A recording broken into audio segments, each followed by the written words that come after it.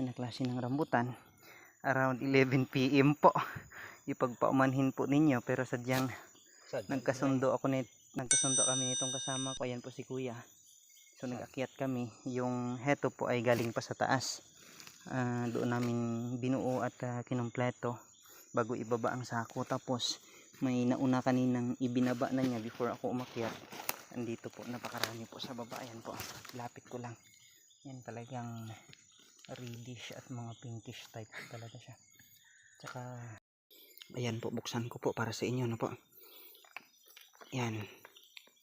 Yan siya mga mamsir. Pagka tiningnan mo siya sa loob, ayan po siya. Pag biniyak mo po, yung totoong nabiyak na rin po ang pinaka inner part niya. Tapos yung buto po, kitang kita nyo po na talagang yung talukap po ay yung nakabalot sa buto ay sumasama talaga, kaya parang napakadali kainin. Lalo't ang lasa po ay totoong ginagarantiyahan naming masarap po talaga. Ang katunayan, kakabiyak ko lang, may langgam na kaagad kasi sweet na po talaga. Ayun, salamat po at nawa nag-enjoy kayo. Salamat.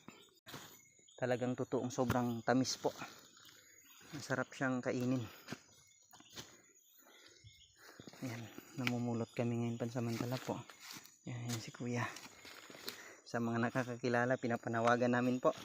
Daig pa nito yung tunay na magnanakaw sa ating gabi. Ito ay video at compilation lamang po. Ito ay hindi naglalayo ng kung ano pa man. Alam din naming medyo delikado, ika nga.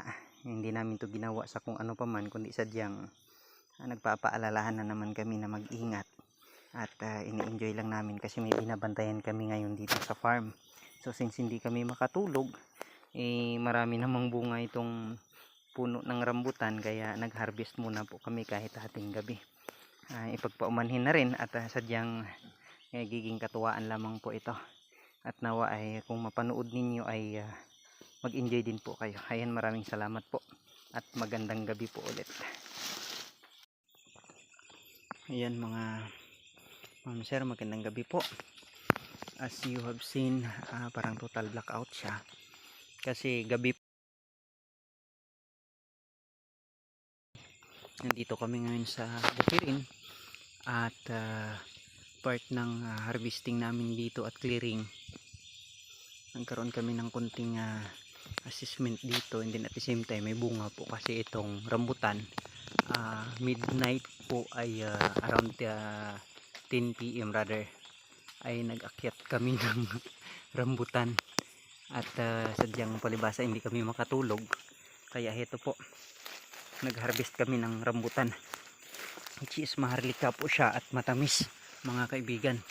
Sadyang napakarami ko pong lugar na napuntahan, pero sadyang nasabi kong para sa akin po, sarili ko tong opinion, wala akong sinasagasaan o kung ano pa man. Sa side ko po ay heto yung pinakamasarap na rambutan na natikman ko, lalo't maharlika din po siya.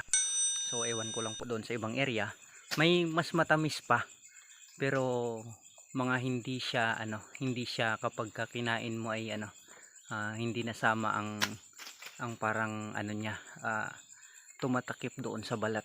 Pero ito po matamis na siya, nasama pa po palibasa, maharlika siya. So eto, ewan ko kung mga makailang kilo kami mamaya bago kami mapagod. Kuya ayun, hindi siya makasagot kasi yung flashlight po ay nasa bibig niya, inabot niya yung dulo ng sanga. Extra careful lang po kuya, po, ingat lang. At totoong medyo risky kasi lalot gabi, pero pagpasensyaan nyo na po kami at napagkasunduan namin to at hindi kami makatulog. Ayun, hope you enjoy watching. Po, salamat po ng maraming sa inyo. Hindi, as part of konting insights lang po. Ayan, ito po ang mga sample ng bunga. Ito po malalaki siya, and then reddish or pinkish type siya, and then pagka tiningnan nyo po ang loob niya, ayan po, buksan ko po para sa inyo, po. Yan, yun siya mga mama sir. Pagka tiningnan mo siya sa loob, ayan po siya. Pag biniyak mo po, yung totoong nabiyak na rin po ang pinaka inner part niya. Tapos yung buto po, kitang kita nyo po na talagang yung talukap po ay ano, yung nakabalot sa buto ay sumasama talaga, kaya parang napakadali kainin. Lalo't ang lasa po ay totoong ginagarantiyahan naming masarap po talaga. Ang katunayan, kakabiyak ko lang may langgam na kaagad kasi sweet nga po talaga. Ayan, salamat po at nawa nag-enjoy kayo. Salamat.